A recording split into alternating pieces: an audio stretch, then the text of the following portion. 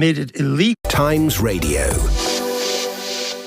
Puberty blockers are in the news again. The UK is recruiting patients for a clinical trial. The government has made it illegal to give children drugs that delay the onset of puberty, but the NHS has given the go-ahead for a trial to establish the effect of puberty blockers on patients' brains, sexual development and bone health. Campaigners say it's experimenting on vulnerable children. Researchers should instead be focusing on the cohort of patients who've already been given these drugs. Helen Webberley is the founder of Gender GP. Its website says, skip the NHS's 5 to 10 year wait times, get gender-affirming medications in just 2 to 3 weeks. Helen Webberley joins me now. Welcome to the programme. Thank you for having me. Puberty blockers are now banned for youngsters under 18 in the UK. Do you help your patients get round that ban? The ban is in the UK. Gender GP is a global provider, and the ban is in the UK. UK patients are not able to get puberty blockers. They are on hold. They are stopped. But are you putting patients in the UK in touch with people who will prescribe puberty blockers to children in the UK? No, they're not allowed to. The ban has terrified parents. It's made children terrified. It's made parents terrified, and it's stopped access for these life-changing and life-saving medications for young people in the UK. But when you say on your website, the question, how can I get access to puberty blockers? Answer, you can take that recommendation to your doctor or to one of our partner independent prescribers. What does that mean? So we work with prescribers all over the world, but the UK young people are not able to get help from UK prescribers. But how do you know they're not? Do they take your prescriptions? Well, not my prescriptions, but it is the doctors that are able or not able to prescribe for people in this country, and the UK prescribers are not able to prescribe for young people in this country since Dr. Cass's intervention and ban. So you think that as a result of your work, no youngsters are getting puberty blockers that they shouldn't be getting? That's correct. Yes. As a doctor, you specialise in transgender medicine. Other times, and it's a difficult subject and it involves young people too, a lot of the time. Other times when you think that you've made the wrong call, that if you had your time again, you would have made a different decision. I've met so many young people and families who are transgender themselves. I've heard so many stories. I've listened to their accounts from birth right through till older age, and I am 100% with the international experts, not the experts within the UK, because we don't have enough, we don't have any because of poor education, but the international medical expert opinion is that these drugs are necessary, they are safe, they are effective, and they help transgender people to live better lives. But that wasn't the conclusion of the Cass report, which is globally the most comprehensive study ever done. No, absolutely not globally the most comprehensive study ever done. What's a more comprehensive Well, one? if you have a look at the World Professional Association of Transgender Health, they released their Standards of Care 8 at the end of 2022. They took global medical research that has been happening for years and decades and pulled it all together. WPATH, yeah. But when their files were released against their own will, it showed that they confessed they didn't really know what they were talking about or who they were dealing with. They're not the authority of the Cass report. They absolutely are the authority over the Cass report. They are the world experts. Dr. Cass is not an expert in transgender health, and she never has treated a transgender patient. But WPATH is basically people who have skin in the game. They are people who are active in this. And as I say, when the files were revealed, it was not a pretty picture. The Cass report involved countless studies from around the world. Global studies involved many research centres and included the study of 113,000 children. That's authoritative. The WPATH is the authority. And, to say that the WPATH physicians and experts are not authoritative is like saying that the cardiology experts from around the world are not. I didn't say they're not authority. I said that they didn't have the authority of the Cass report and that, unlike Cass, they had skin in the game. I think that the fact that they have skin in the game is absolutely essential. They are treating patients every single day in their clinics, in their everyday work. Dr. Cass was heavily criticised in many, many ways for the way that she carried out that research project. Can you recall the youngest child that you've treated with puberty blockers? Puberty blockers are needed when people start puberty. So the earliest that children perhaps start puberty is 8 or 9 or 10, but you're dictated by when puberty starts, not by an age. Have you treated children 8, 9 or 10? Yes, absolutely. Your husband was struck off as a GP for prescribing puberty blockers to a child of 9. But from what you've said, you've done the same, and you probably don't think he was wrong to do that. I'm not here to talk about my husband's case. That's a separate case, and he's not here to talk about it. But you've been doing the same thing. But I've been prescribing in line with international clinical guidelines that are recognised in centres of excellence across the world for treating children, young transgender children. Do you feel an obligation to involve the parents? Oh, I wish that every single transgender child had supportive parents. And actually, in this field, the only ones that ever get to come forward for care are those with the supportive parents. But some older teenagers who may not have the support of their parents and who have the ability to give informed consent on their own are perfectly able to give that, like in any other branch of medicine. But you'd be prepared to give puberty blockers, say, to an 11-year-old without parental consent or involvement? I think that's a very hypothetical question. 11-year-olds wouldn't be able to come forward to independently access care and probably wouldn't be able to, at that age, be able to give informed consent. So it's a hypothetical question. But well, the question... he said that in the case of child C, that case study, let's call it child C because we have to protect the anonymity. You will know this well because you faced disciplinary action for the handling of this young girl who wished to become a boy. You were found guilty, but then on appeal, you won. So there was no, can I just say, there was no disciplinary action. There was an investigation. Okay. And the High Court that's fine. was clear. How old was child C when she... Child C was a boy, a transgender boy, and child C was, I think from memory, 9 when he came to see me with his mother. And started taking meds at 11? Started taking puberty blockers at age 10, yeah. And you're all right with that? It's if child C had started puberty, and that's the aim of puberty blockers, is to stop puberty, press pause on it, and give time for reflection, stop those unwanted and life-threatening, life-changing pubertal developments that make a transgender life so difficult later on in life.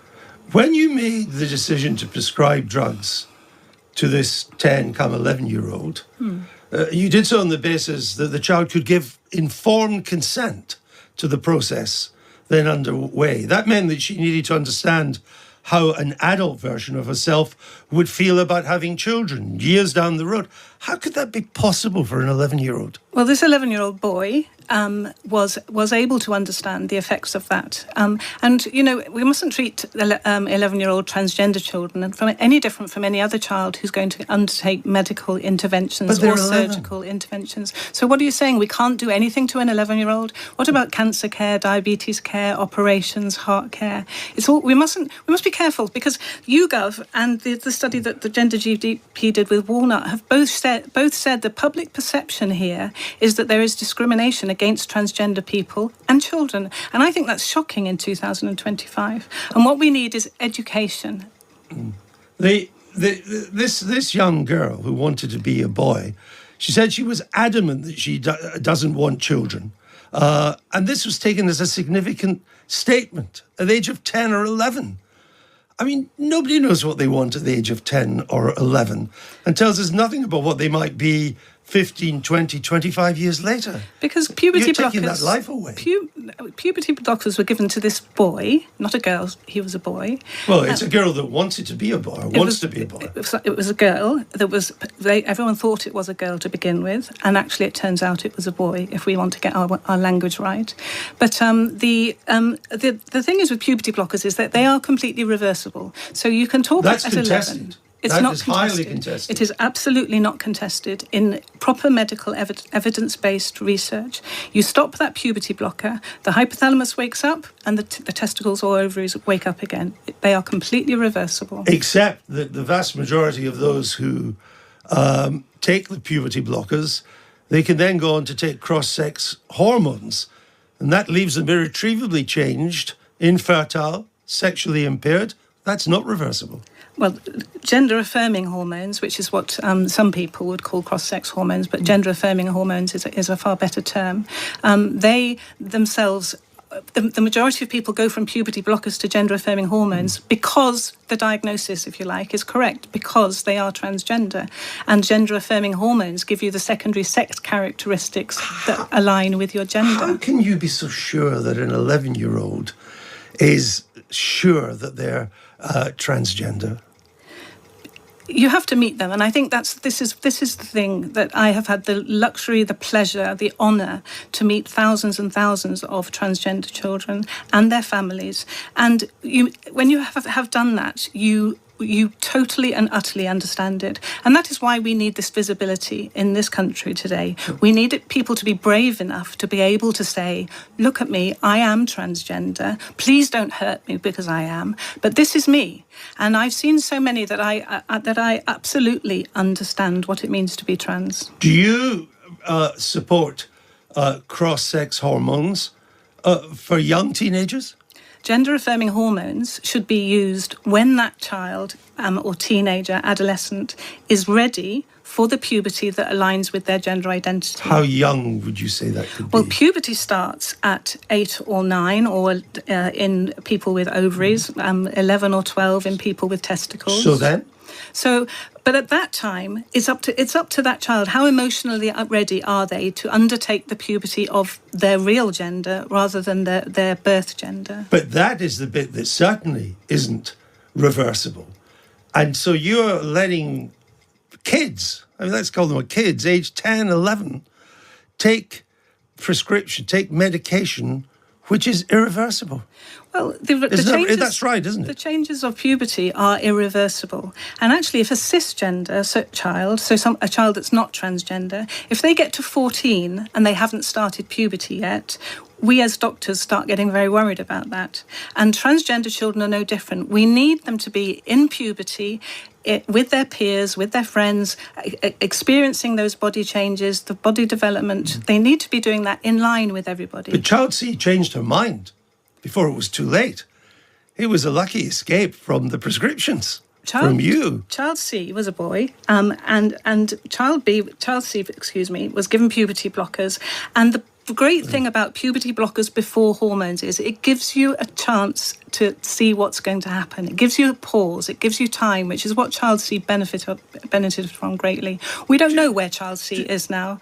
And the fact that Child C was able to say, can you pause my puberty? And then, actually, I'm not sure. And then, can you pause it in again? Time. Is really important. If she'd waited much longer, it could have been too late. I mean, Keira Bell is probably the most well-known detransitioner. She recalls, she says this, I was adamant that I needed to transition. It was the kind of brash assertion that's typical of teenagers. I mean, isn't it the job of adults and clinicians like yourself to understand that truth and focus on preventing young people from ruining themselves and mutilating themselves until they are old enough to really take a decision about their future, not encourage them at that age? Nobody's encouraging them. And, the emotive words that you use, such as mutilation and sexual dysfunction in infertile, these are words that we use to criticise, to try and withhold care from transgender people. But what you have to understand is that the risks and the dangers of withholding care are very clear. Why?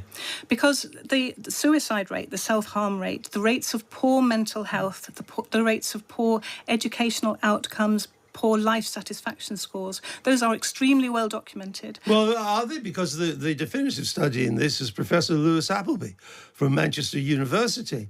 And his study showed that when the puberty blockers could no longer be used by the Tavistock Clinic, and I think the Portman was another clinic, there was no increase in the suicide rate.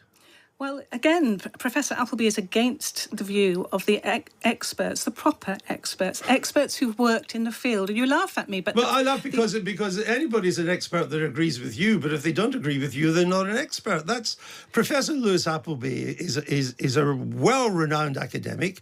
His study was thorough. He went through it. He chose the clinics that had been using puberty blockers. It was to test the claim of people like you that by not doing what you're doing, there will be more suicides. It's a perfectly legitimate thing for you to say and to be studied. And the facts did not stand up what you had said. But people like me, medics like me, we go to the medical research and we look at the medical research, and the medical research for transgender children who are denied gender-affirming care is clear. There is a very high rate of suicide.